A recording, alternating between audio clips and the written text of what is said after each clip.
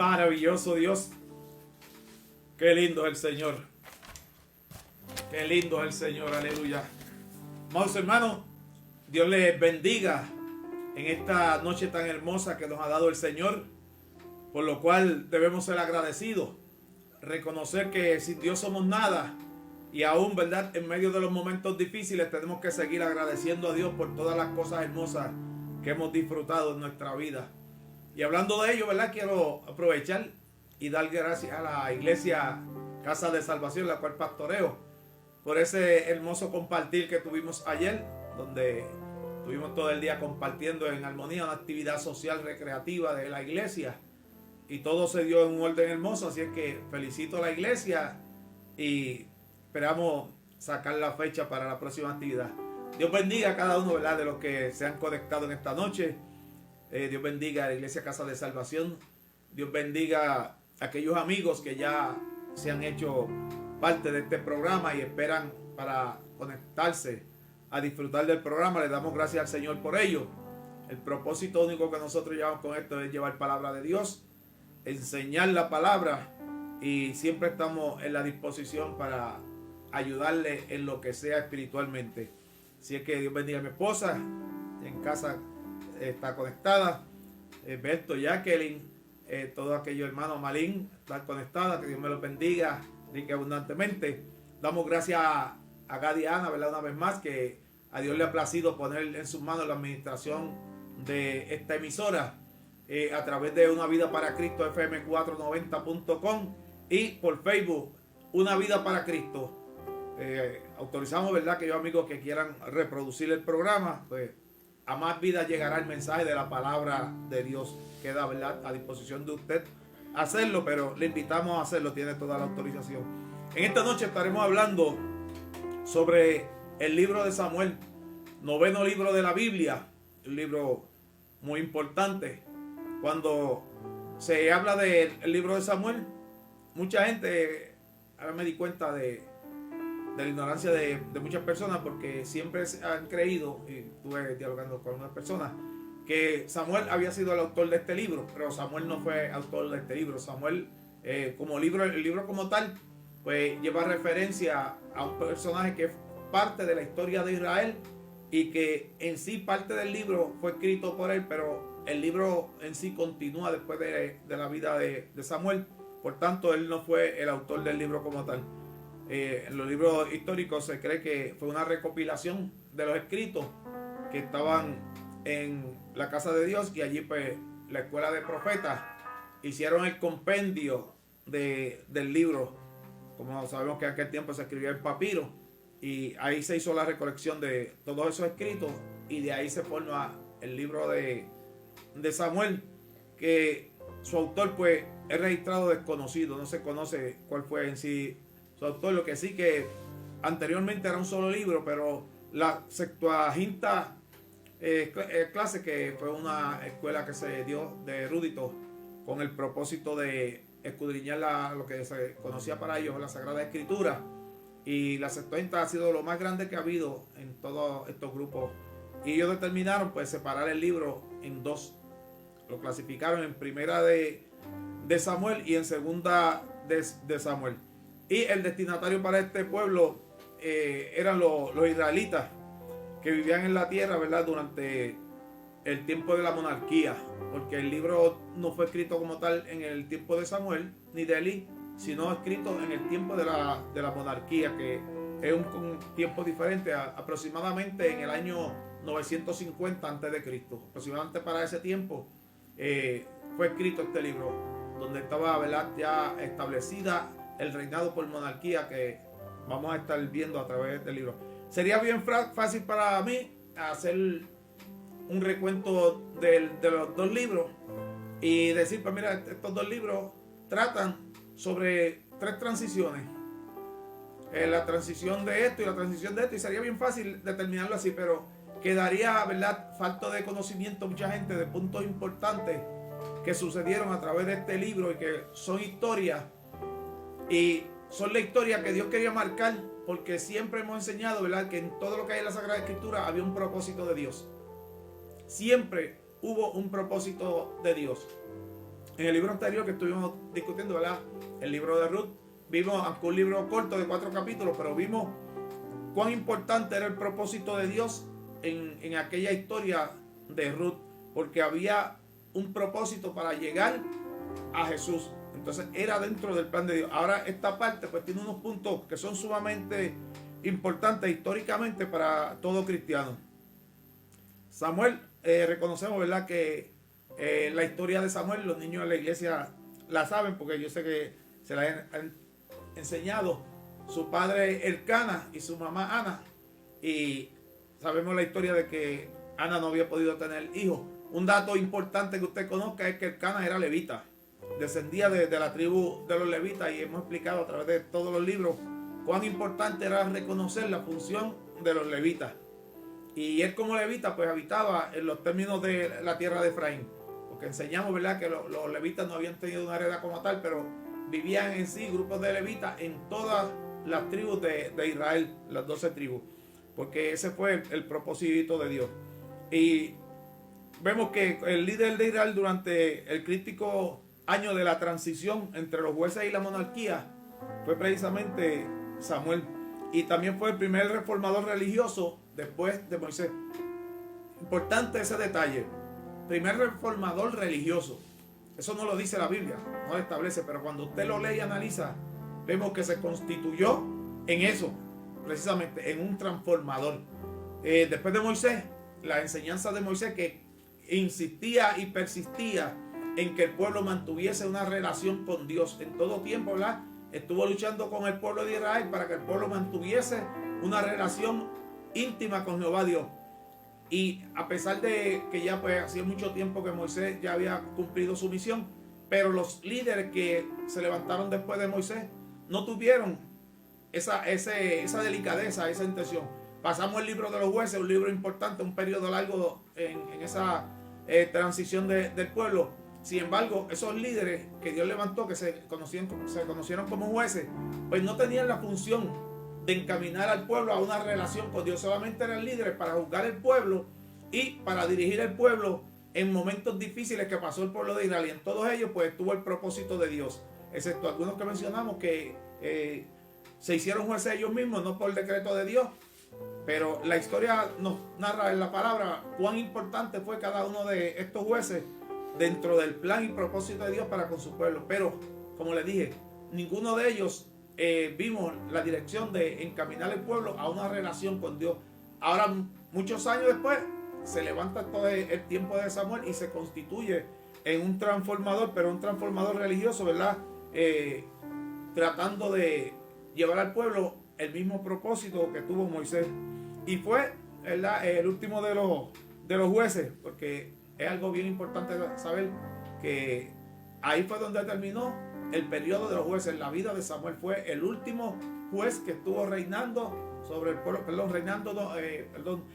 juzgando ante el pueblo de Israel. Ahí se cumplió la dinastía de los jueces que Dios estuvo levantando, y fue el primero de los profetas. Se cuenta como el primero de los profetas. Samuel tuvo la delicadeza de establecer escuelas de profetas.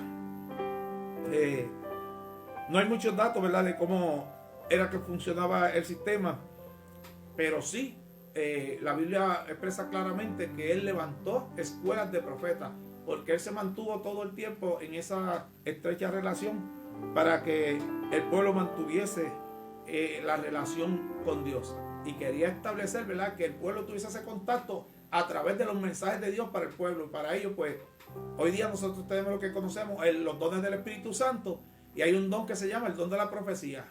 En aquel tiempo el profeta se llamaba profeta o vidente, porque era el que Dios le revelaba, Dios le mostraba lo que Dios quería hacer con el pueblo, lo que Dios quería que le transmitiese al pueblo. Por eso era también muy reconocido como el vidente de Dios, y un puesto, ¿verdad?, muy respetado en aquellos tiempos. Vamos a tener el tema Samuel, el último juez. Ya estuve explicando esa parte, pero en la transición del liderazgo nacional tenemos que mencionar a Elí, porque fue el antecesor de Samuel. Elí fue un hombre bien importante en la historia de Israel, porque fue un hombre que en su tiempo pues ejerció un sacerdocio y la posición de juez ante el pueblo con carácter. Pero lamentablemente, ¿verdad?, nos dice que sus hijos se habían corrompido grandemente y Elí no los corregía. Entonces eso pues trajo disgusto delante de Dios y estableció Dios, ¿verdad?, algo que fue duro para la familia de Elí, y fue que de él no quedó descendencia. Dios hizo juicio contra ellos, ¿verdad?, y de Elí no iba a quedar descendencia. Pero dentro de ese transcurso de tiempo dice que Elí, estando ciego espiritualmente porque no estaba viendo la relación del sacerdocio ante Dios, y dice que llegó esta mujer Ana al templo, y allí esa mujer, la historia dice que estaba orando, ¿verdad?, pidiéndole a Dios con insistencia, y él la veía moviendo sus labios y se acercó, pensó que era que ella estaba borracha. Por eso decimos, ¿verdad?, se acostumbra a decir que él había perdido la visión espiritual, porque la vio a ella como una mujer borracha. Era una mujer necesitada, una mujer afligida, abatida de espíritu, porque no había podido tener hijos, y eso pues le hacía sufrir. Eso es parte de la historia, los datos importantes. Pero en aquella oración dice que Dios la escuchó y él la despidió, ¿verdad?, en paz, y ella hizo un pacto allí con Dios. Le dijo a Dios, ¿verdad?, que si Dios le daba un hijo, pues lo iba a dedicar a Dios todos los días de su vida. Y en la historia encontramos en la palabra, ¿verdad?, que fue así. Dios le permitió, ¿verdad?, concebir, y dice que ella, tan pronto el nene fue destetado, ella fue y lo dejó en el templo, la casa de Dios, bajo el cuidado de Elí, criado, ¿verdad?, en los caminos de Dios, porque ella prometió, ¿verdad?, que iba a ser nazareo delante de Dios, y lo consagró a Dios Samuel fue consagrado así toda su vida, viviendo en la casa de Dios. Un privilegio para él, ¿verdad?, que pocos han tenido, un privilegio que pocos han tenido, y es importante que usted conozca esa parte de la historia. Ya en aquel tiempo, como dije ahorita, el pueblo empezó a crecer. Este niño se convirtió en un joven, pero un joven que era un modelo, que era un ejemplo, y que todo el tiempo estaba, ¿verdad?, al servicio de Elí, estaba pendiente a las necesidades de Elí, se había constituido en el sirviente de Elí, mientras que los hijos de Elí estaban, ¿verdad?, corrompiendo el pueblo con sus malas acciones. Fue necesario, entonces Dios vio la necesidad de levantar un nuevo líder, porque el líder que lo había levantado, Elí, ya no respondía a las necesidades del pueblo. Entonces ahí es donde viene la revelación de parte de Dios a Samuel. Siendo joven, Dios le dio una revelación donde Dios le estaba estableciendo lo que iba a hacer con él, un llamado directo de Dios, lo cual, ¿verdad?, él no había tenido esa experiencia, y sintió que una voz lo llamaba claramente por su nombre, y en 3 ocasiones pues él se movió yendo donde Elí, y heme aquí, Señor, y él le decía, yo no te he llamado. Y la tercera vez Elí comprendió que era Dios que le llamaba, y le dio instrucciones: si volviese a oír la voz, dile, heme aquí, Señor, ¿qué quiere de mí? Y así pues estableció Samuel, ¿verdad?, su primera relación directa con Dios, recibiendo un llamado, una revelación de Dios a lo que Dios iba a hacer con él. Y se reconoce a Samuel como el nuevo líder, ¿verdad?, desde tiempo muy joven de edad. Y cuando llega el momento de terminar los días de Elí, en su fase como sacerdote, como hombre de Dios, y en sus días aquí acortados en la tierra, pues todavía Samuel era un joven. Todavía Samuel era joven, jovencito, pero era un jovencito con temor a Dios y consagrado a Dios. Y para ello, pues, voy a leer unos versos de la Biblia, que es bien importante que veamos que lo que se está hablando pues va conforme a la palabra de Dios. En el primer capítulo, en el primer libro de Samuel, el capítulo 3, versos 19 al 21, que dice: y Samuel creció, y Jehová fue con él, y no dejó caer a tierra ninguna de sus palabras. Y conoció todo Israel, desde Dan hasta Beerseba, que Samuel era fiel profeta de Jehová. Así tornó Jehová a aparecer en Silo, porque Jehová se manifestó a Samuel en Silo con palabra de Jehová. ¿Por qué es importante conocer el sitio donde Dios se le reveló? Recordemos que cuando el pueblo se estableció, formando la nación, y se dividieron, ¿verdad?, hacia sus tribus cada uno, el arca del pacto de Dios quedó establecido en Silo. Ese era el punto de contacto para todas las tribus reunirse. Cuando se hablaba, ¿verdad?, que se convocaba al pueblo de Israel, donde tenían que ir era Silo, que era donde estaba el tabernáculo de Dios. Era allí donde estaba el arca de Dios, para ellos hacer contacto, para hacer la adoración. Y es importante, ¿verdad?, recordar eso de los capítulos anteriores, para que veamos cómo Dios en todo tiempo tuvo planes y propósitos y se tenían que cumplir. O sea que ahora este nuevo líder se desarrolló allí en Silo y fue reconocido, ¿verdad?, como un líder. ¿Por qué? Porque se ganó el respeto de la gente. Desde ahora le podría hablar de un término de lo que representó Samuel desde su temprana edad. Un hombre con carácter. Fue un joven con carácter delante del pueblo. Y se ganó el respeto, siendo un joven, se ganó el respeto del pueblo y la admiración del pueblo por su carácter. Algo muy importante. Y ahorita pues vamos a ver un caso negativo al caso de Samuel, un caso muy adverso, ¿verdad?, al de él. Podemos hablar, tocar por encimita, ¿verdad?, la magistratura de Samuel. Ese temple que él tuvo, ese carácter que él tuvo, lo llevó a una vida ejemplar. Una vida, ¿verdad?, donde no podía ser reprochado en nada de lo que él hacía. No se encontró reproche, ¿verdad?, ante el pueblo por la conducta de Samuel. Y vemos que Elí murió a los 98 años, según el capítulo 4. Y el mismo día que murió Elí, murieron sus hijos. Porque sus hijos, ¿verdad?, fueron asesinados. Y el arca de Dios fue tomada. Y cuando a Elí, que estaba sentado en una silla, le dieron la noticia, la casa de Dios, ¿verdad?, de que sus hijos habían muerto.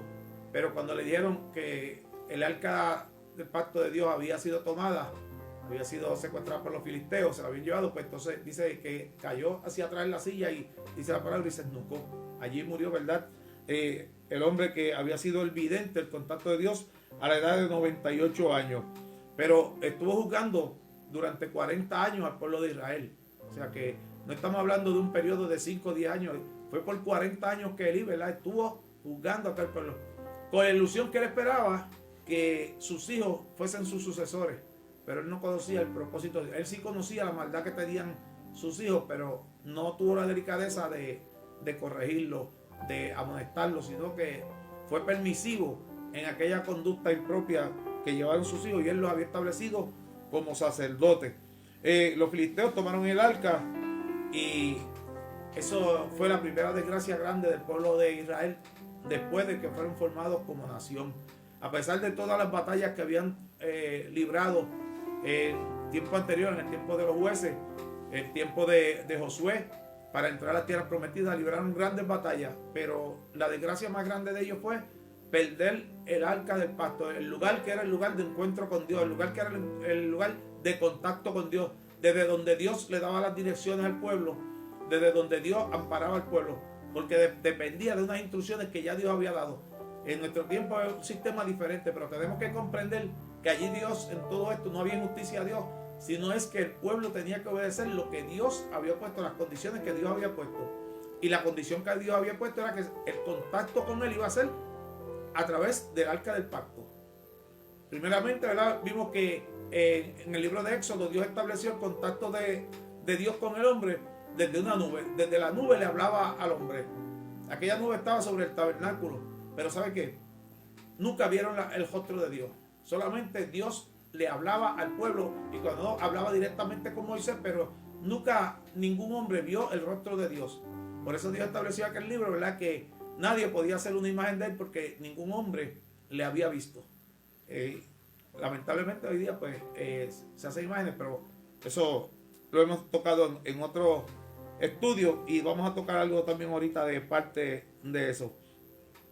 Tenemos que ver el daño, reconociendo la historia de lo que se habló anteriormente en los capítulos anteriores, para que usted vea que siempre hay una relación negativa, y a veces cuando escuchamos pues tenemos que comprender.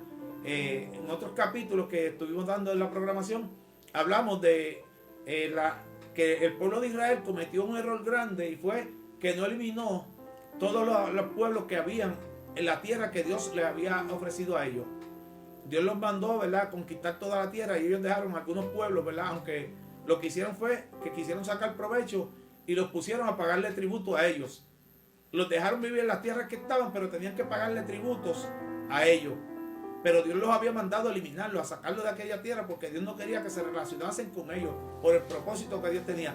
Ahora vemos que uno de aquellos pueblos que quedaron habitando allí en las tierras de Canaán viene y les hace la guerra. Se recuperaron tiempo luego, ¿verdad? Pasaron muchos años, se recuperan, toman poder y autoridad, entonces enfrentan a una de las tribus, y entonces ahí viene la parte negativa. Ellos tomaron, secuestraron el arca, sabían que era algo bien importante para el pueblo y Dios lo permitió. Cuando usted está en las manos de Dios, todo lo que pasa en su vida es porque Dios lo permite, sea bueno o sea malo. Y esto fue algo que Dios permitió. ¿Por qué? Porque el pueblo no había perdido el valor de lo que era el arca del pacto. Habían perdido realmente el valor de lo que aquello representaba.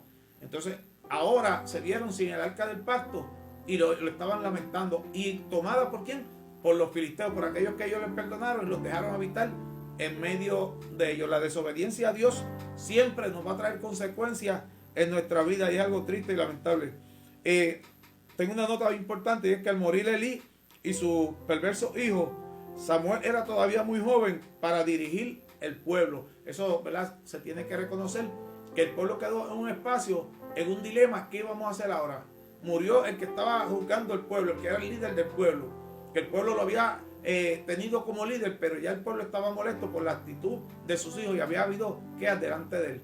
Pero ahora se vieron sin el líder, y lo que estaba como un discípulo del líder era demasiado joven para estar, o sea, ellos lo veían como muy joven para estar frente al pueblo, dirigiendo el pueblo. Ahí se establece ese dilema. Entonces ahí es donde los filisteos, ¿verdad?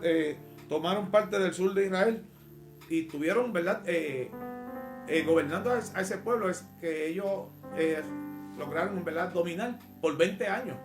O sea, los filisteos estuvieron sobre ellos por 20 años. No fue cuestión de 2 años o 1 año, sino estuvieron por 20 años, ¿verdad?, habitando, y los pusieron entonces a ellos a pagar tributo, decirlo. Y lo triste y lamentable, ¿verdad?, que estuvieron en el arca del pacto de los filisteos por 7 meses. Y eso es parte de la historia, de que con las cosas de Dios no se puede jugar. Hay algo bien importante. Siempre hemos llevado los datos de la importancia que era el arca, y eso estoy enseñándolo ahora. Esos filisteos, en medio de batalla, pues ellos adquirieron el arca. ¿Por qué? Porque 2 veces el pueblo había enfrentado a los filisteos y los filisteos los derrotaron. Pero ellos se llevaron el arca del pacto, confiando en que por tener el arca ahora Dios los iba a amparar. Pero como el pueblo estaba en desobediencia, Dios permitió que fuesen dominados entonces por los filisteos, y que los filisteos se llevaron el arca. Pero ahí viene una historia diferente, porque a los filisteos llevarse el arca del pacto era un arca del pacto que Dios había mandado a hacer en el tiempo de Moisés para la relación con el pueblo de Israel. No era con otros pueblos. Por tanto, era algo sagrado, una relación entre Dios y el pueblo. Ahora miren las consecuencias, porque los filisteos, con la grandeza que habían adquirido, se llevaron el arca del pacto y la llevaron a una ciudad, Asdod. Entonces allí en Asdod, ¿qué pasó?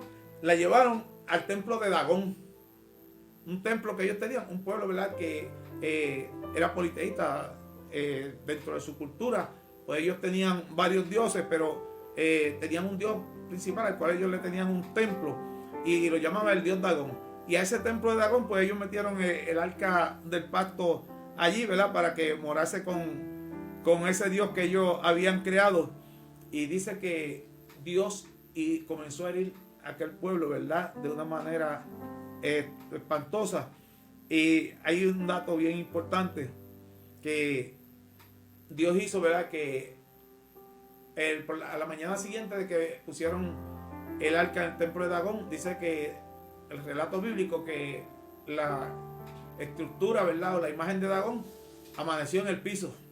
Por mucho templo que ellos habían estado de pie, en el templo donde ellos iban a rendir culto y adoración a aquella imagen, y amaneció en el piso. Dice que la levantaron, la erigieron de nuevo, y al otro día amaneció en el piso, pero esta vez dice que le habían sido amputadas las 2 manos y la cabeza a la estatua de Dagón que ellos habían creado para adorarle. O sea, que no resistió la presencia del arca del pacto. El poder de Dios les demostró que el Dios que ellos tenían no tenía ningún poder ni autoridad delante de Jehová Dios, y el arca que representaba a Dios. Y aquella estatua amaneció, ¿verdad?, sin manos, en el piso, sin manos y sin cabeza. Y dice que Dios hirió, ¿verdad?, está la historia ahí en la Biblia, de gran manera a aquel pueblo, a tal extremo, dice que los que no morían, pues comenzaron a salir hemorroides a todos los ciudadanos de una forma, ¿verdad?, estrepitosa, sobrenatural, porque era la mano de Dios bregando con ellos. Eso te lo encuentras en el capítulo 5 de Primera de Samuel.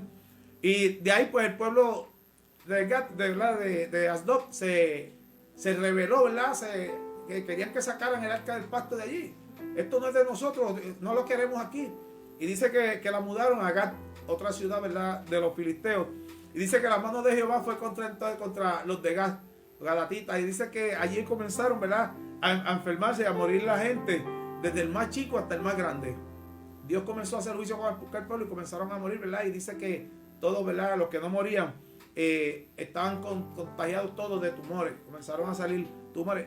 Estoy mencionando la palabra porque van a ver más adelante un dato importante de a dónde llegaron aquellos tumores de aquel pueblo, que fue la mano de Dios. La mano de Dios peleando contra aquel pueblo porque tenía algo que no les pertenecía a ellos, que Dios no le había entregado a ellos, y menos, ¿verdad?, para presentarla ante los dioses que ellos tenían, porque era un pueblo idólatra. De ahí de Gat, ¿verdad?, pasó lo mismo. El pueblo se rebeló, no queremos esta arca aquí, no queremos esto con nosotros.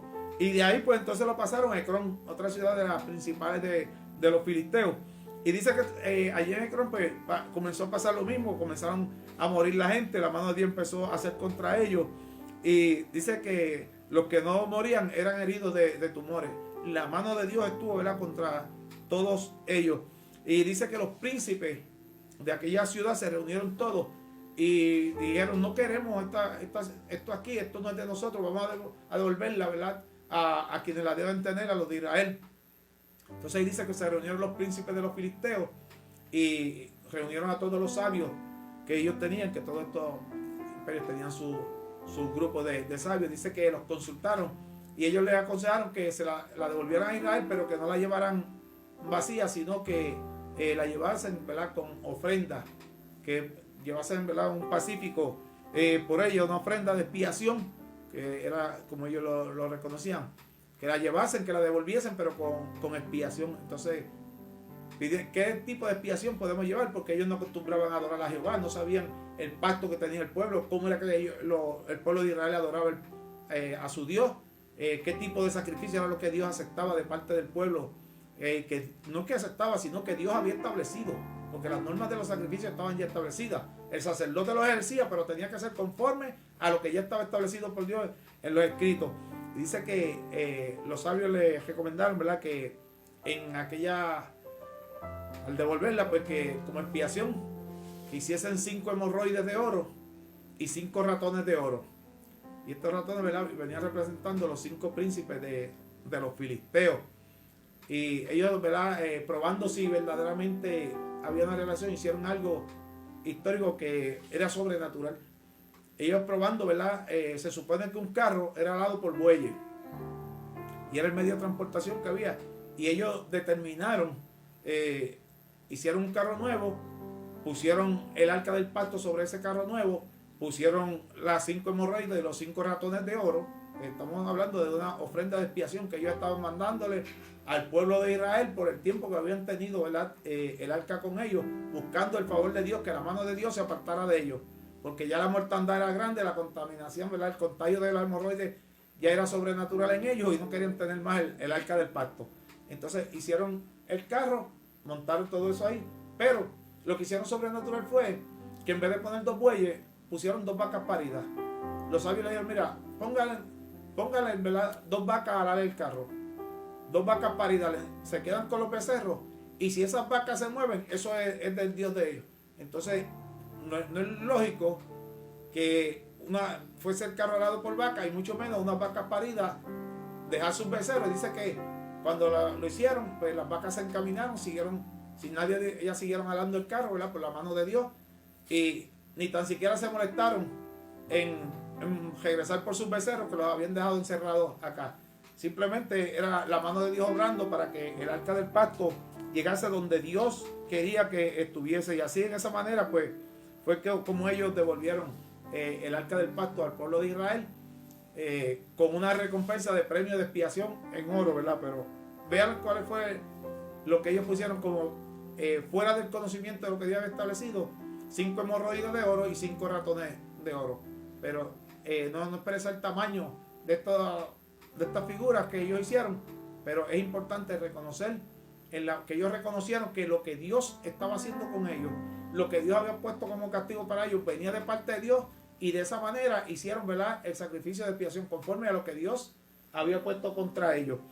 Ahí, en esa historia tan bonita, vamos a ver la victoria bajo el liderato de Samuel. De ahí en adelante comienza ese liderato de parte de Samuel, y vemos que logró restablecer la adoración de Israel ante Jehová, quitando los dioses Astarot y Baales. O sea, cuando Samuel, a un joven, comienza a liderar el pueblo de Israel, lo primero que hizo fue establecer que había que tener una transformación, que el pueblo tenía que volver a una relación con Jehová Dios, algo que se había perdido. Entonces ahí comienza él a establecer como líder, un joven reconocido como líder, y comenzó a establecer de nuevo esa relación íntima del pueblo con Dios. Pero lo que hemos enseñado y usted aprendió, el problema de este pueblo, haber permitido a otros pueblos con ellos, fue que el pueblo de Israel se había contaminado. Y ahí dice, ¿verdad?, que dentro del pueblo pues tenían unos cuantos dioses falsos que ellos habían creado o que habían adquirido de las culturas de los otros pueblos que se habían quedado con ellos, y con los cuales se habían entrelazado en matrimonio, algo que Dios les había prohibido. Dios se lo prohibió desde un principio porque sabía que eso los iba a llevar a la contaminación. Pues entraron en esa práctica de unirse en matrimonio con aquellos pueblos que habían dejado habitando entre ellos, y las mujeres de estos pueblos pues comenzaron a llevar sus dioses y a entrar sus dioses dentro del pueblo de Israel, y habían levantado estos templos. Y Samuel determina que había que quitar, ¿verdad?, la idolatría del medio del pueblo. Había unos dioses especiales. Cuando usted escucha Astarot, no era un dios sino una diosa. Entonces es bien importante reconocer, ¿verdad?, que se conoce también con el nombre de Acera. En la Biblia usted va a encontrar esos dos nombres en ese tiempo, ¿verdad? Acera y Astarot. Era el mismo Dios, y era un dios femenino que ellos adoraban, que se conocía, ¿verdad?, la diosa de la fertilidad y del amor sexual. La diosa de la fertilidad, y para ellos adoraban a esa imagen, para pedirle fertilidad, para pedirle, ¿verdad?, potencia sexual, porque tanto hombres como mujeres adoraban a esa diosa.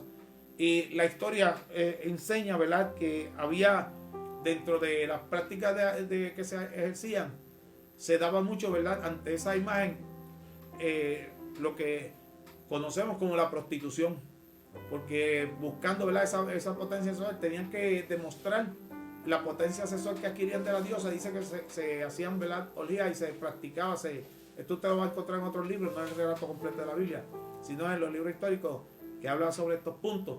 Que pasaba eso, que se practicaba mucho, ¿verdad?, ante esa diosa, la prostitución. También el Baal, ¿verdad?, que era Baal. En cada uno de los pueblos tenían una imagen diferente. Por eso habla la Biblia de los Baales, porque diferentes pueblos tenían un Baal, pero con una imagen diferente. Era el Baal de ellos, pero tenía una imagen diferente. O sea, que diferentes culturas, diferentes pueblos tenían a Baal, pero con una diferente imagen. O sea, no en todos los pueblos era la misma imagen, pero era el dios Baal. Por eso habla la Biblia de los Baales. Usted va a ver que lo habla en plural cuando dice los Baales, porque cada uno de esos pueblos tenía una imagen diferente de su Baal, pero era el Dios creado por ellos para ellos adorarle. Entonces se constituía, ¿verdad?, a Baal como el Dios principal de estos pueblos, el Dios supremo. Baal, más bien, el Dios supremo de los cananeos, todos aquellos que habitaban aquella región de Canaán, pues ese era su Dios principal, el Baal. No importa, ¿verdad?, la imagen que lo tuviesen. En diferentes naciones tenían diferentes formas, pero seguían estando en contra de lo que Dios había establecido, y el pueblo de Dios lo había recibido. Ese es el cuidado que nosotros en nuestro diario vivir tenemos que tener cuidado. La relación con quién nos relacionamos. No es que nosotros vamos a rechazar gente, no. Nosotros tenemos que amar a todo el mundo. Pero tenemos que tener cuidado hasta qué punto nosotros podemos compartir. Porque hay personas que quieren transmitirnos a nosotros sus prácticas y sus costumbres. Y van en contra de lo que Dios ha establecido. Entonces ahí tenemos que ser claros y precisos. Y en medio de una amistad, en medio de una relación familiar, no, hasta aquí yo puedo compartir esto contigo. Eso no lo voy a compartir. Yo no me voy a contaminar, delante de Dios con la idolatría o con tus prácticas que yo sé que no son de Dios. Y muchas veces hasta quieren aconsejar a uno y quieren orientarte. Mira que yo te puedo ayudar de esta manera o de tal manera, que yo conozco a alguien, y te tratan de llevar cosas que no son de Dios. Por tanto, nosotros, la gente que hemos conocido la palabra de Dios, que tratamos, ¿verdad?, de encaminarnos a una mejor relación con Dios, tenemos que tener cuidado lo que vamos a recibir y lo que vamos a permitir en nuestra vida y en nuestros hogares. Porque muchas veces llevan cosas a nuestros hogares que tenemos que sacarlas porque sabemos ya de antemano. A mí en una ocasión me regalaron una figura y yo sabía la procedencia de esa figura. Y yo dije, yo no quiero eso en mi casa. Eso en mi casa no va a entrar, yo no quiero eso en mi casa. No, pero mira que yo te traigo. No, eso en mi casa no va a entrar. Porque yo sé que donde hacen esa figura, antes de sacarla al mercado, hacen unos ritos y ya eso va dedicado a Satanás. Y donde llegan esas figuras, por lo general, llega presencia de demonios que vienen a turbar el lugar donde entraron. Porque ya eso está maldecido desde antes de salir de donde lo hicieron. Y yo he estado en Haití, he estado en Santo Domingo y sé de lo que les estoy hablando. Entonces hay veces que esas cosas que nosotros vamos a recibir, tenemos que tener mucho cuidado. Me recuerdo una vez una persona que quiero mucho, ¿verdad? Le habían regalado una mesa muy bonita, pero él la recibió con mucho amor. Y yo le dije, ¿tú te has dado cuenta los diseños que tiene esa mesa? Eso es que va dirigido a la adoración de esos diseños. Y la persona pues no había caído en cuenta, tal vez, pero a los 2 o 3 días ya no tenía la mesa en su casa, porque comprendió que aquello era, ¿verdad?, algo a lo cual él no estaba acostumbrado, y que los diseños que tenía no iban a una buena procedencia, sino que conllevaban a la idolatría. Entonces salió de aquello, porque muchas veces en la ignorancia llevamos maldición a nuestros hogares y a nuestra vida espiritual, y a veces nos vemos estancados. ¿Y qué está pasando en mi vida? Pues que Dios está disgustado con lo que estoy practicando, con lo que estoy recibiendo. Y ese Dios es celoso con nosotros. Dios es celoso, ¿verdad?, con los que Él ama. Y vamos por 2 ocasiones fueron vencidos por los filisteos y humillados, ¿verdad?, en el tiempo de... Ahora,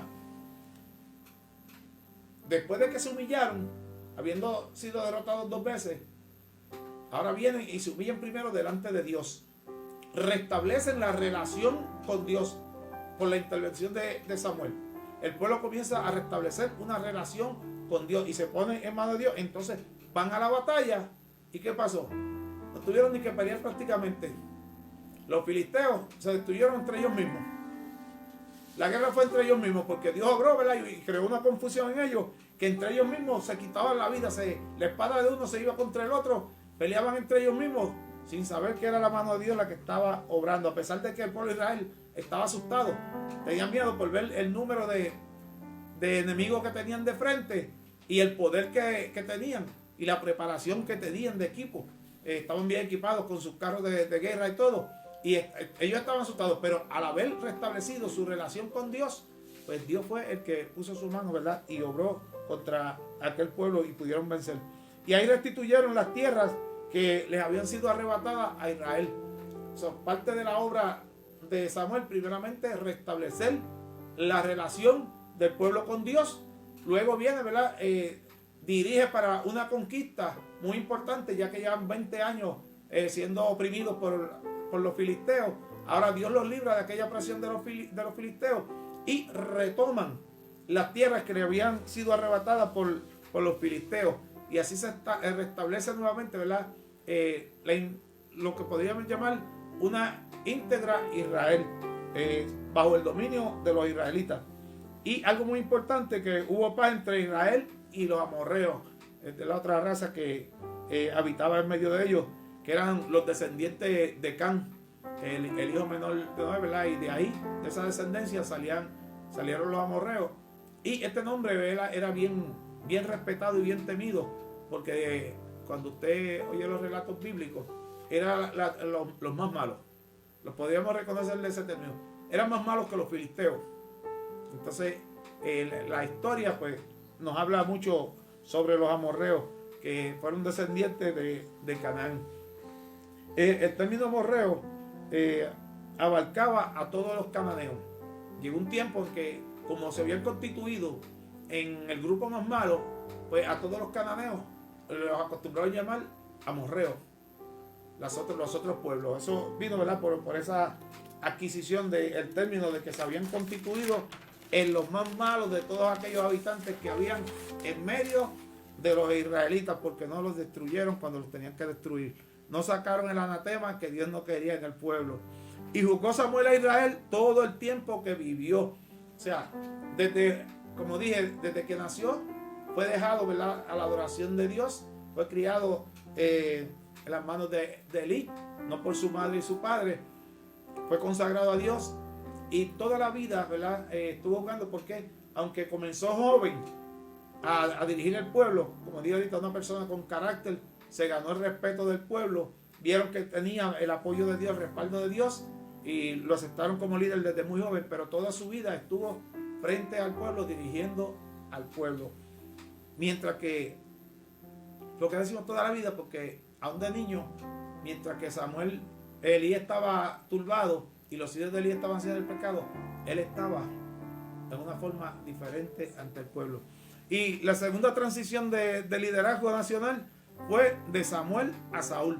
O sea, ahorita estábamos en una transición y hubiese sido bien fácil decir, Pepe, este libro consta de la transición de Elí a Samuel y la transición de Samuel, ¿verdad?, a la monarquía del reinado. Y hubiera sido fácil, pero son unos puntos tan importantes que usted debe conocer, porque tal vez cuando lee no entra en la penetración del estudio bíblico. Y así adquirimos el propósito de Dios. Cuando vemos en esa transición de Samuel a Saúl, las causas de la transición, siempre que hay un cambio, hay una razón para que eso pase. Entonces, hasta ese tiempo, el pueblo había estado siendo dirigido por los jueces. Y Dios pues, lo había establecido así. Y como dije ahorita, el último juez, Samuel. Ahora, en las causas de la transición, vemos que Samuel envejeció. Ya estamos hablando, ¿verdad?, de que Samuel había transcurrido tiempo y estaba ya entrado en mucha edad. Puso sus dos hijos, Joel y Abía, por jueces. ¿Y qué pasó? Él mismo los instaló como jueces a sus hijos, heredando, ¿verdad?, la posición, pero no eran dignos de ella. La palabra dice que fueron bien malos, bien perversos. No salieron conforme al carácter de su padre. Entonces el pueblo comenzó a quejarse de la conducta de los hijos de Samuel, porque la palabra dice que eran bien malos. Entonces, pero él los había establecido, ¿verdad?, en una posición, y había que tener cuidado, como hay que tenerlo en estos días. Cuando usted pone a una persona en derecho sobre una propiedad, ese derecho adquirido es sumamente importante, y él los puso como jueces a juzgar al pueblo. Ahora el pueblo se queja, y delante de quién se están quejando, se están quejando delante de Samuel. Entonces Samuel comprende el error que había hecho y se entristece, pero ya el error estaba cometido. Y dice que todos los ancianos comenzaron a reunirse y solicitaron, ¿verdad?, a Samuel, que ellos querían un rey, igual que los otros pueblos de la tierra, que tenían sus reyes, que eran dirigidos por sus reyes. Entonces ellos también querían tener un rey que los dirigiera. Hasta ese momento nunca habían tenido un rey. O sea, solamente el pueblo se dirigía conforme a la voluntad de Dios, a quien Dios establecía como juez en ese tiempo. Comprendamos primeramente el tiempo de Moisés. El pueblo era dirigido por Moisés, luego Josué, y luego entró el periodo de los jueces, ¿verdad? Y Dios era el que obraba a través de ellos. Cuando ellos comienzan, ¿verdad?, así a quejarse, los ancianos, se molestó Samuel al ver las quejas y se fue delante de Dios con la queja de que el pueblo estaba pidiendo rey. Pero Dios sabía lo que estaba pasando alrededor de su pueblo, y el pueblo no era de Samuel, el pueblo era de Dios. Y ahorita lo dije, lo tengo que repetir: Dios cela lo que es suyo. Muchas veces nosotros los líderes podemos cometer errores, Y si no tenemos la visión espiritual, podemos poner gente a dirigir la iglesia, a dirigir grupos y puedan hacer unos daños terribles. Y tenemos que tener ese cuidado, porque entonces la iglesia no es mía, la iglesia es de Dios. Y antes de yo nombrar a alguien, yo tengo que irme delante de Dios a pedirle dirección a Dios. Que Dios me muestre, que Dios me revele. Y un líder tiene que mantener visión espiritual. Porque si pierdes la visión, se va a destruir lo que está en tus manos. Porque siempre, ¿verdad?, va el enemigo a buscar por dónde entrar las cosas negativas para que el plan y el propósito de Dios no se cumplan. Y si tú eres líder, vas a ser el responsable de las cosas negativas dentro del pueblo. Tenemos que mantener entonces ese carácter y ese cuidado de la dirección y la intimidad con Dios. Samuel tuvo un encuentro con Dios ahí, ¿verdad?, en cuanto a ese asunto. Y cuando le fue con las quejas a Dios, Dios le dijo: mira, si no es a ti que desechan, ¿por qué te molesta? ¿Por qué te aflige?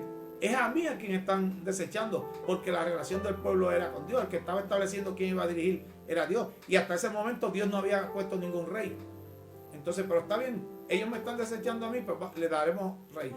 Entonces ahí ya Dios, ¿verdad?, consoló prácticamente a Samuel y le dijo que iba a designar un rey. Y como le dije, el hombre de Dios ya en ese establecido una relación. Viene entonces Dios y le muestra cuál es el líder que Dios va a poner para dirigir el pueblo, para recibir lo que se conoce como el reinado o lo que fue una monarquía.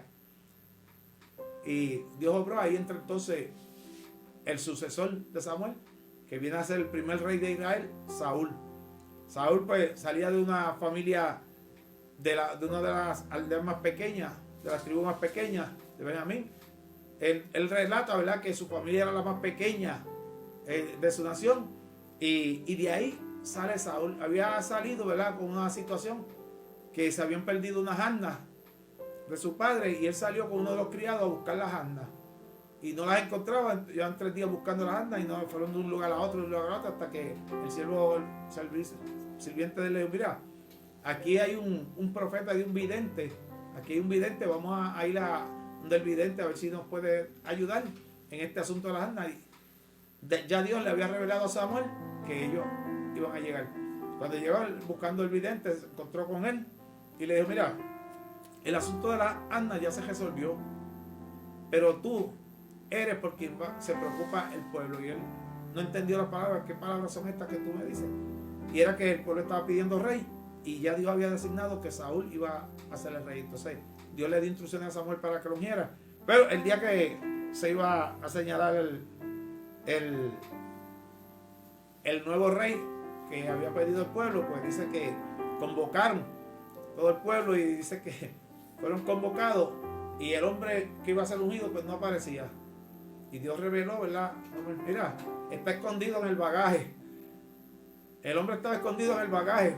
Tenía miedo a lo que le esperaba y se había escondido. Estaba allí, pero estaba escondido en medio del bagaje, debajo de la hierba. Justo venía un buey, ¿verdad?, y a comer hierba y lo pisara, pero estaba escondido en el bagaje.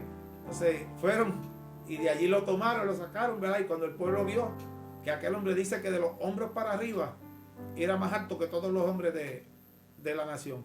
De los hombros hacia arriba, más alto que todos los hombres de la nación. También dice, ¿verdad?, que era joven y que era hermoso. Lo dice la palabra, no lo digo yo. Pero puede escudriñar la palabra. Dice que era mancebo y que era hermoso. En el capítulo 8 lo encuentra.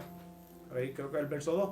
Puede encontrar ese comentario de parte de Dios referente a lo que representaba Saúl. Y ahí comienza, ¿verdad? Samuel lo unge, lo besó, lo unió a ser el nuevo rey de aquel pueblo, y le despide anticipándole los acontecimientos del camino. O sea, de lo que le esperaba a él en su camino, le dio un acontecimiento. Y dice que le habló en profecía. Usted le interpreta, eso yo digo, es la interpretación de lo que él le dio. Le estaba diciendo que en el camino iba a encontrar un grupo de profetas y que iba a tener una experiencia especial cuando se encontrara con ellos. Y ahí se cumple que cuando se encontró con aquel grupo de profetas, dice que ellos venían, ¿verdad?, gozosos. Y allí dice que tomó el Espíritu de Dios también a Saúl y comenzó, ¿verdad?, a profetizar.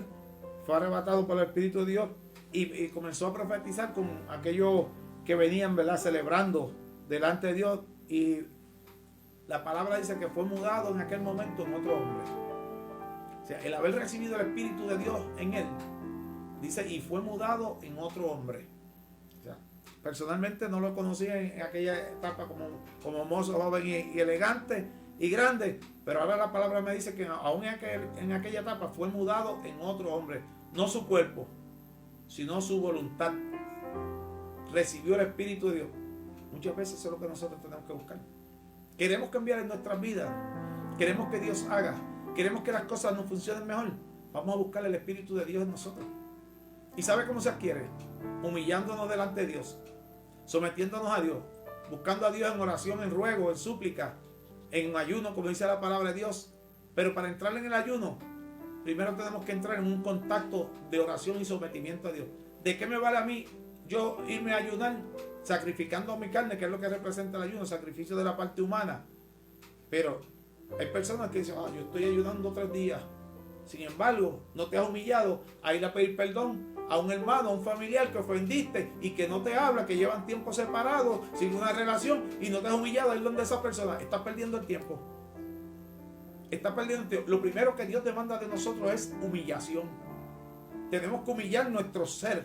Entonces, cuando nos humillamos delante de Dios, tenemos que humillarnos delante de los hombres. Porque yo no soy mejor que nadie, no soy superior a nadie. Entonces, cuando usted se humilla y comienza a decir, mira, yo he fallado en esto y fallado en aquello, le pido perdón a Dios, Señor, perdóname. Y si tengo que ir a pedir perdón a alguien que he ofendido, pues me humillo, voy y le pido perdón. Porque ¿de qué me vale comenzar a buscar de Dios cuando tengo 10 o 12 enemigos que están esperando tal vez que yo vaya y le pida perdón, o que están deseando mantener una relación conmigo? De esa manera no vas a crecer espiritualmente, de esa manera el Espíritu de Dios no va a llegar a tu vida. Pero cuando entres en ese proceso, vas a ser transformado en un nuevo hombre o en una nueva mujer. Una mujer llena del Espíritu de Dios, un hombre lleno del Espíritu de Dios, donde el Espíritu de Dios puede usarte. Y el Espíritu de Dios es diferente a los espíritus de los demonios.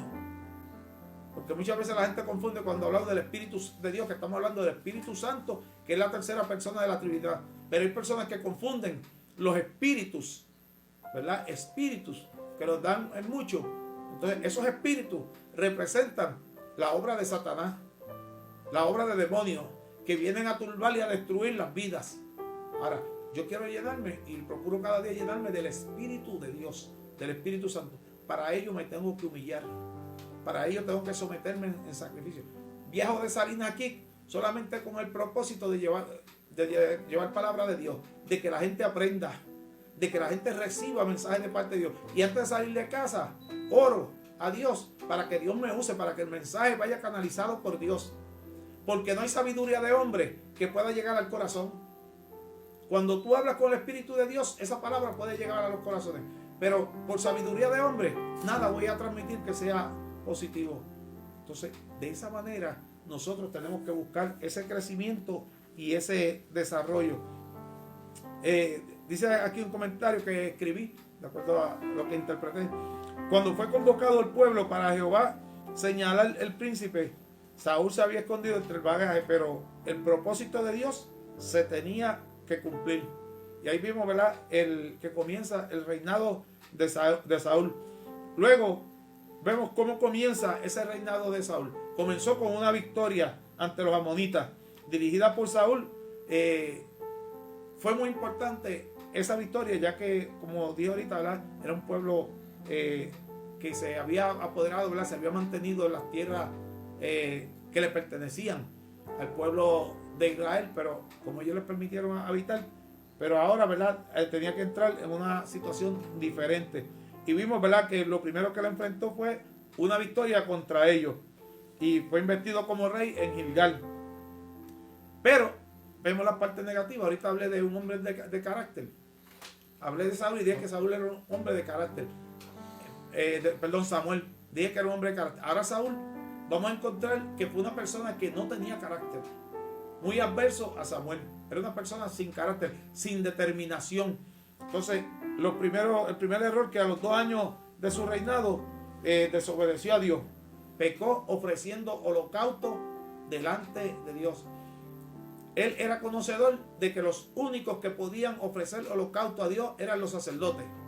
Era la función particular de los sacerdotes. Sin embargo, él se prestó a él mismo a hacer sacrificio, ofrecer sacrificio delante de Dios. Y ese fue el primer error, ¿verdad?, que él cometió, que no agradó a Dios, desobedeció a Dios, porque Dios, lo que Dios había establecido era para toda la nación. Y ahora él era la cabeza de la nación, él tenía que dar ejemplo de lo que era obedecer lo que Dios había establecido. Y fue el primero en desobedecer, ¿verdad?, que él mismo se puso a ofrecer sacrificio. Era rey, no sacerdote. Dos funciones muy diferentes. Yo soy pastor, no soy político, ni me interesa hacerlo. Son dos funciones diferentes. Eso pasó allí. Quiso, ¿verdad?, ser el político y ser el líder religioso. Ofreció sacrificio, holocausto delante de Dios, y por eso Dios, ¿verdad?, no le agradó. Luego Jehová, dice la palabra, que Jehová hubiese confirmado su reino como un reino eterno. Pero por ese error Dios lo rechazó. Y Dios, luego de un error que él cometió, ¿verdad?, después de una batalla, puso en riesgo, señaló, ¿verdad?, la vida de su hijo Jonatán, por cuanto estableció como maldición ese día de la batalla que nadie gustase comer. Aquel que comiese durante el día hasta que no terminase la obra de la jornada que tenían, era digno de muerte. Pero que dice que, ¿verdad?, un soldado en batalla, un soldado marchando contra un enemigo, buscando un enemigo, se agota en el camino, se cansa. Y el alimento es lo que nos da la energía para mantenerlo, ¿verdad?, y recuperar esa fortaleza. Dice que los hombres ya desfallecían, pero que Jonatán, el hijo de Saúl, no había escuchado cuando Saúl dio esa sentencia de maldición, de que el que gustase alguna comida durante ese día era digno de muerte. Y dice que abundaba en aquel sitio la miel. Y la miel es muy nutritiva, y en aquel tiempo era muy tomada en consideración cuando usted analiza la Biblia. Dice que tomó una varita y tomó un pan de miel, y, ¿verdad?, y gustó de aquella miel, y dice que recuperó su ánimo, se recuperó su fortaleza.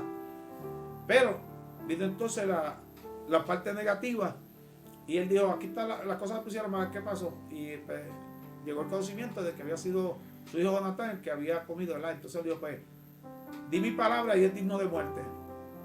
Y quería, ¿verdad?, que se sacrificase a su propio hijo porque había desobedecido la orden que él estableció, y el pueblo se rebeló en contra de él. ¿Por qué? Porque Jonatán, gracias a Jonatán, habían adquirido la victoria. Jonatán fue el que con su paje de armas había pasado al campamento enemigo, ¿verdad? Y él solo, ¿verdad?, había ido allá y habían creado una confusión. Y gracias a él, pues, fue la victoria. Entonces ahí el pueblo se rebeló contra el rey. Y dijo, no, Jonatán no es digno de muerte, porque por él hemos tenido salvamento el día de hoy. Y el pueblo se opuso, ¿verdad? Entonces no fue cumplida la sentencia de muerte que él quería dar a su propio hijo por una ligereza, por algo, ¿verdad?, que no analizó a tiempo. Yo no soy dueño de la vida de nadie. Tampoco soy dueño del alma de nadie. Hasta el día de hoy, nadie que se ha ido de la iglesia de pastoreo, porque hay gente que viene y va, hay gente que se muda, hay gente que cambian, ¿verdad?, por diferentes situaciones. Pero nadie se ha ido porque yo le haya dicho vete de la iglesia, o porque yo le haya dicho no te quiero aquí. ¿Por qué? Porque la iglesia no es mía. Yo soy el líder que Dios me puso al frente, pero la iglesia no es mía, las almas no me pertenecen. Como líder, lo que yo enseño y lo que yo procuro que ellos practiquen tiene que ir conforme a la palabra de Dios, pero no llevo mis propios criterios, y la iglesia lo sabe, porque lo que enseño y lo que doctrino va conforme a la palabra de Dios. Es más, tengo un gobierno de la iglesia, que son las posiciones que hay en la iglesia, y cuando voy a tomar decisiones que competen a toda la iglesia, los reúno a ellos y consultamos, nos sentamos y tomamos decisiones. O sea que no imponemos decisiones, sino que establecemos condiciones para la iglesia, y de esa manera pues se debe trabajar. ¿Por qué? Porque hay veces que el cuidado que tenemos que tener es darle el primado a Dios. Y estamos ya terminando, ¿verdad? 3 minutos más. El mayor fracaso de Saúl consistió en no destruir al pueblo de Amalek. Dios le dio una instrucción, ¿verdad? Iba a enfrentar ahora un ejército. Amalek, conocemos la historia de los Amalek conforme a los capítulos anteriores, pero conforme como Dios le había ordenado, Dios le dijo que tenía que destruir al pueblo de Amalek, porque Dios trajo a la memoria que cuando Dios sacó al pueblo de Israel y cuando lo preparó para entrar a las tierras prometidas, Amalek le fue de estorbo. Los amalecitas le fueron de estorbo. No permitieron que pasaran por sus tierras y les hizo el camino más largo. Tuvieron que costear, y eso lo discutimos allá en el libro de Éxodo, ¿verdad? Para que usted vea que una cosa siempre tiene relación con otra. Por aquella situación de aquel momento, ahora un montón de años después, viene esta situación. Ahora viene esta situación. Casi 500 años después, ahora enfrentamos esta nueva situación. ¿Cuál es la nueva situación? Que ahora Dios le dijo a Saúl: vas a destruir por cuanto los amalecitas se opusieron al paso del pueblo por donde yo los quería llevar y salieron en contra del pueblo. Y le dijo: y los vas a destruir a todos, no tomarás posesión de ellos. Destruirás todos sus animales, sus ganados, y a ninguno perdonarás, ni grande ni chico. Dios quería exterminar a aquel pueblo. ¿Qué pasó? Obedeció a Dios. Se fue, levantó guerra contra los amalecitas. Pero cuando llega al pueblo, llega celebrando con el ejército, salió Samuel a recibirle. Él era el rey, pero Samuel seguía siendo el líder de Dios. Con Samuel era que Dios hablaba, Samuel era que Dios le revelaba. Y Samuel reveló, o sea, Samuel salió y le dije: vea, estamos celebrando, hemos cumplido lo que Dios nos dio. ¿Y qué es ese juido, ese balado que oigo? Las vacas estaban mugiendo, camellos estaban, yo no sé cómo se llama el juido de los camellos, pero venía ese desorden de los animales que traían.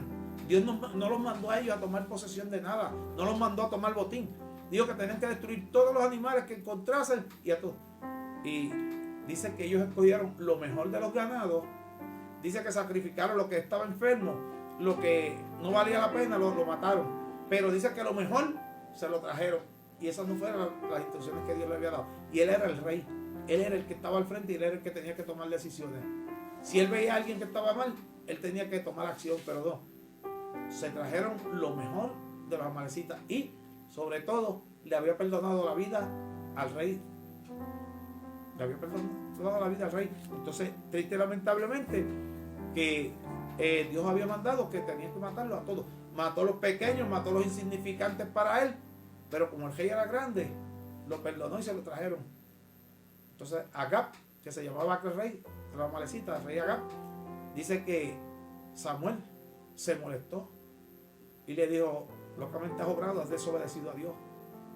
Y dice que tomó una espada y vino y le tumbó la cabeza, descuartizó, dice que lo descuartizó a Agag. O sea, no a Saúl, a Agag, al rey que él había traído, ¿verdad? En parte del botín que Saúl le había perdonado su vida, pero el hombre de Dios dijo: hay que obedecer lo que Dios dijo. Y dice que descuartizó al rey Agag. No fue Saúl, sino Samuel. Pero a quien Dios había dado las instrucciones era al rey. Entonces, no se había cumplido el propósito de Dios. Y ahí pues hemos visto, ¿verdad? Las dos transiciones grandes de aquel pueblo. Y la transición que queda sería la transición de Saúl a David, que es parte de ese libro, ¿verdad?